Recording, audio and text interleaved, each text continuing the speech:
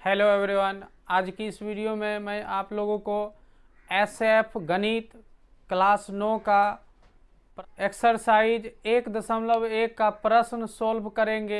इसलिए इस वीडियो को शुरू से अंत तक देखिए और इस वीडियो में नए आए हैं तो इस चैनल को सब्सक्राइब कर लीजिए और वीडियो को लाइक कर दीजिए ताकि इसी तरह का नोटिफिकेशन आपके यहाँ सबसे पहले पहुँचेगा। तो चलिए वीडियो को स्टार्ट करते हैं। एक्सरसाइज 1.1 का नीचे दिए गए कथन सत्य है या असत्य, कारण के साथ अपने उत्तर दीजिए। कारण के साथ इसको उत्तर देना है।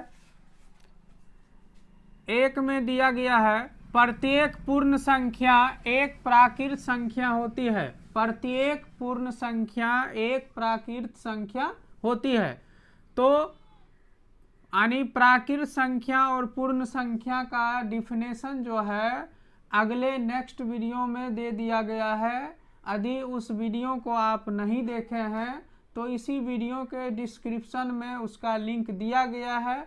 आप वहां से जाकर प्राकृत संख्या, परिमेय संख्या और परिमेय संख्या, पूर्ण संख्या जो है ये सभी संख्या का डिफिनेशन उस वीडियो में किया गया है, वो भी आसान तरीका से। तो उस वीडियो को जाकर जरूर देखें। उसके बाद ये आपको प्रश्न 1 का क्वेश्चन जो है सॉल्व होगा।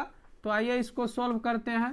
प्रत्येक पूर्ण संख्या एक प्राकृत संख्या होती है। अब यहाँ कह रहा है प्रत्येक पूर्ण संख्या एक प्राकृत संख्या होती है।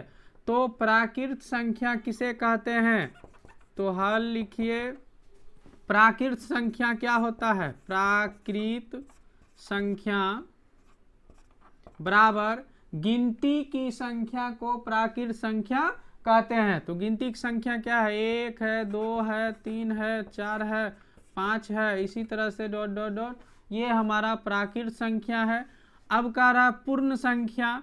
तो पूर्ण संख्या क्या होता है इसको देख लेते हैं। पूर्ण संख्या जो होता है प्राकृत संख्याओं के समूह में यानी शून्य शामिल कर देने से पूर्ण संख्या बनता है।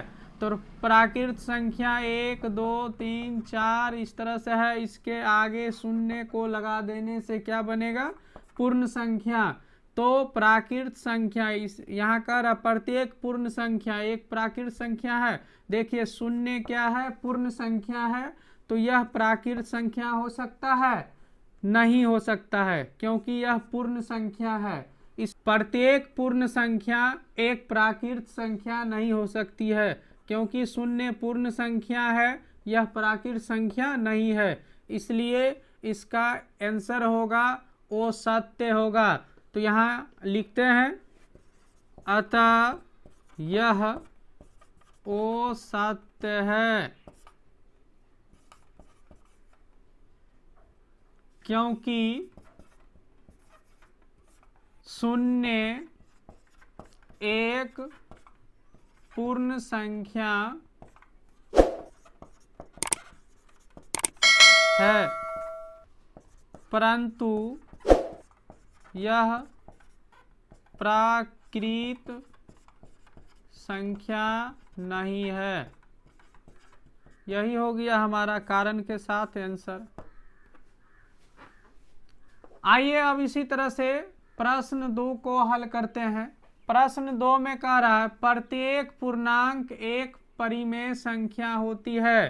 तो आपको सबसे पहले क्या जानना होगा? पूर्णांक किसे कहते हैं और परिमेय संख्या किसे कहते हैं।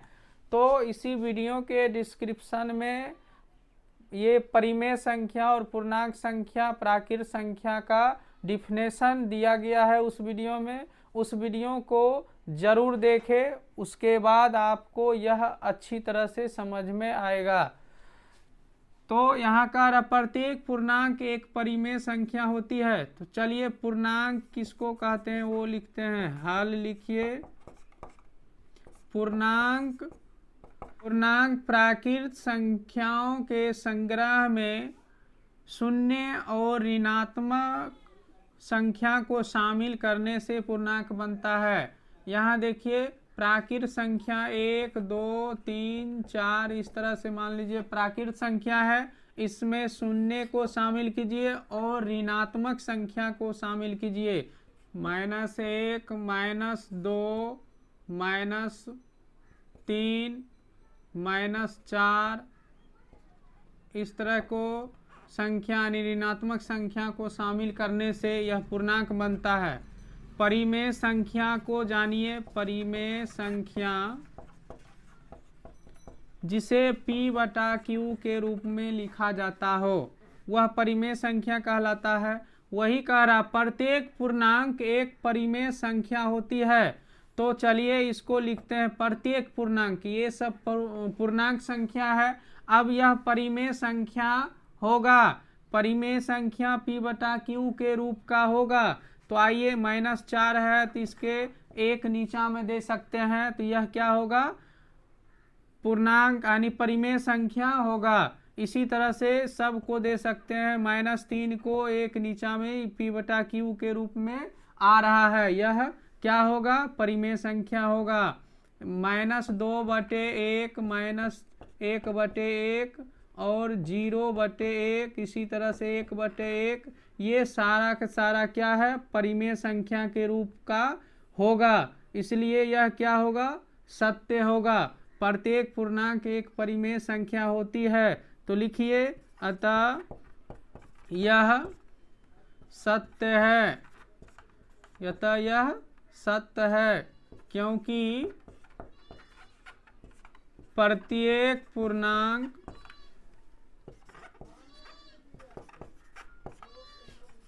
m के लिए m/1 के रूप में लिखा जा सकता है। यही हमारा आंसर हो गया। आइए अब 3 नंबर को क्वेश्चन को सॉल्व करते हैं। प्रश्न 3 में है प्रत्येक परिमेय संख्या एक पूर्णांक होती है। प्रत्येक परिमेय संख्या एक पूर्णांक संख्या होती है। तो आइए इसका हल लिखते हैं। परिमेय संख्या एक उदाहरण परिमेय संख्या का उदाहरण लेता हूँ। 2/3 क्या है परिमेय संख्या है, हर में शून्य नहीं है। यदि हर में शून्य रहेगा तो वह परिमेय संख्या नहीं होगा। तो 2/3 परिमेय संख्या है, यह पूर्णांक संख्या नहीं होगा, यह पूर्णांक नहीं होगा। पूर्णांक में क्या क्या होता है, पूर्णांक क्या होता है -2 -1 0 1 और 2 ये ऐसा करके पूर्णांक संख्या होता है। यह पूर्णांक है और यह क्या है परिमेय संख्या है। इसलिए यह कथन क्या होगा वो सत्य होगा। लिखिए अतः यह कथन वो सत्य है क्योंकि 2/3 एक परिमेय संख्या है।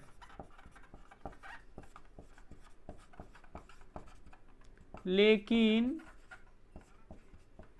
यह पूर्णांक नहीं है। यही हमारा आंसर होगा। आइए अब प्रश्न 4 को हल करते हैं। 4 में है यदि कोई परिमेय संख्या P/Q पूर्णांक है तो Q बराबर ±1 होगा। तो कह रहा कोई परिमेय संख्या P/Q पूर्णांक है, वह पूर्णांक भी हो, ऐसा परिमेय संख्या का उदाहरण लेना है, वह पूर्णांक भी हो। तो क्या वह ±Q बराबर 1 होगा। तो आइए हम हल करते हैं इसको और समझते हैं।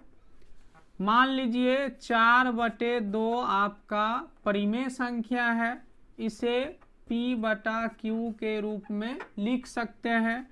और यह P बराबर देखिए P बराबर कितना होगा 4 होगा और Q बराबर कितना होगा 2 होगा। यदि 4/2 में 2 से भाग देंगे तो कितना से कटेगा 2 से, तो हमारा यह 2 क्या है, पूर्णांक है। यदि पूर्णांक को यदि हम परिमेय संख्या में बदलेंगे तो 1 देना पड़ेगा नीचा। तो यहाँ देखिए 2 में 1 से भाग देंगे यानी P/Q के रूप में आया। यह 2/1 जो है P/Q के रूप में आया, तो P बराबर 2 होगा और Q बराबर क्या होगा, Q बराबर 1 होगा। तो अब देखिए 1 है प्लस में, इसको हम प्लस लिख सकते हैं, लेकिन यह कह रहा है Q बराबर प्लस और माइनस में 1 होगा, तो यह क्या होगा, प्लस और माइनस में 1 नहीं होगा, इसलिए यह क्या होगा, असत्य है। तो क्या लिखना है, अतः यह कथन असत्य है, क्योंकि 4/2 बराबर 2, 2 क्या है, पूर्णांक है, लेकिन Q बराबर कितना होगा, 2 होगा। यह प्लस माइनस के 1 नहीं होगा, प्लस में 1 हो सकता है और माइनस में नहीं हो सकता है, इसलिए क्या है, असत्य है यह कथन। प्रश्न 1 का 5 नंबर, यदि कोई परिमेय संख्या P/Q पूर्णांक नहीं है तो Q बराबर प्लस माइनस 1 नहीं हो सकता। यदि कोई परिमेय संख्या P/Q यानी पूर्णांक नहीं है तो Q बराबर प्लस माइनस 1 नहीं हो सकता। आइए इसका हल करते हैं और समझते हैं। हल मान लेते हैं 2/3 क्या है, परिमेय संख्या, ये तो परिमेय संख्या है ही, 2/3 परिमेय संख्या लिए। कह रहा है अब परिमेय संख्या पूर्णांक नहीं है तो Q बराबर प्लस माइनस नहीं हो सकता। देखिए 2/3 क्या है, परिमेय संख्या, और इसका हर जो है ये संख्या है 3 है, तो यह परिमेय संख्या, इसमें यदि शून्य होता तो यह परिमेय संख्या नहीं होता। यहाँ P बराबर 2 होगा और Q बराबर 3 होगा। यदि यहाँ Q बराबर कह रहा प्लस माइनस 1 नहीं हो सकता है, तो चलिए Q के स्थान पर हम कितना लेते हैं, प्लस माइनस 1, तो 2 है, 2 और बटा Q के स्थान पर हम प्लस माइनस 1 लेते हैं, तो प्लस माइनस 1। अब 1 से भाग दीजिए 2 में, तो क्या होगा, माइनस प्लस 1 से भाग दीजिए 2 में, तो क्या होगा, 1 होगा माइनस में 2 और 1 होगा प्लस में 2, तो क्या हुआ, माइनस और प्लस के संख्या के संग्रह यदि है तो वह क्या होता है, पूर्णांक होता है।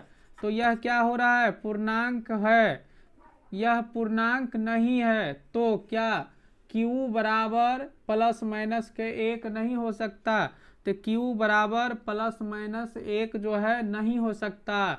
यह जो है कथन, यह जो क्वेश्चन है सही लिखा गया है, क्योंकि Q यदि प्लस माइनस 1 लेते हैं तो Q जितना भी है इससे यानी ऊपर वाले संख्या में भाग देंगे तो वह क्या हो जाता है, पूर्णांक में आ जाता है। तो प्लस माइनस यानी Q बराबर प्लस माइनस 1 नहीं हो सकता है, क्योंकि वह पूर्णांक में आ जाता है ना, इसलिए Q बराबर प्लस माइनस 1 नहीं हो सकता है। यह कथन सत्य लिखा गया है, तो क्या लिखना है, अतः यह कथन सत्य है, क्योंकि Q बराबर प्लस माइनस 1 लेने पर P/Q बराबर P/प्लस माइनस 1 बराबर प्लस माइनस P एक पूर्णांक हो सकता है। उसी तरह से यहाँ जो समझाए थे, यानी 2/3 परिमेय संख्या यदि Q यहाँ पे P/Q है, तो Q के स्थान पर यदि हम प्लस माइनस 1 रखेंगे तो 1 से भाग देने पर वह क्या आएगा, पूर्णांक संख्या हो जाएगा। यहाँ माइनस 2 और प्लस में 2, वही कह रहा P बटा क्यू, यानी P बटा क्यू बराबर Q के स्थान पर प्लस माइनस 1 लेने पर वह क्या आ जाएगा, प्लस माइनस, यानी 1 से भाग देंगे P में प्लस माइनस से, तो वह प्लस माइनस P आएगा, जो कि यह एक पूर्णांक हो सकता है। इसलिए यह कथन जो है सत्य लिखा गया है। प्रश्न 2 से आगे का क्वेश्चन पार्ट 2 वीडियो में बनाया गया है। पार्ट 2 वीडियो का लिंक आपको इसी वीडियो के डिस्क्रिप्शन में मिल जाएगा।